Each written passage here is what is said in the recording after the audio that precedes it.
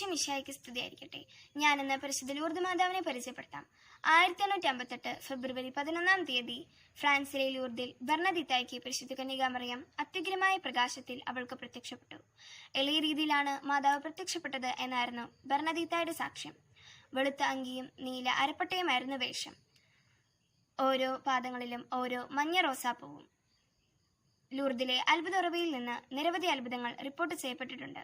Lourdes മാതാവ് സംസാരിച്ചവയിൽ പ്രധാനപ്പെട്ടവ: ഞാൻ ഈ ഭൂമിയിൽ നിന്നെ സന്തോഷിപ്പിക്കാം എന്ന് വാഗ്ദാനം ചെയ്യുന്നില്ല, പക്ഷേ മരണശേഷം ഞാൻ സന്തോഷം വാഗ്ദാനം ചെയ്യുന്നു.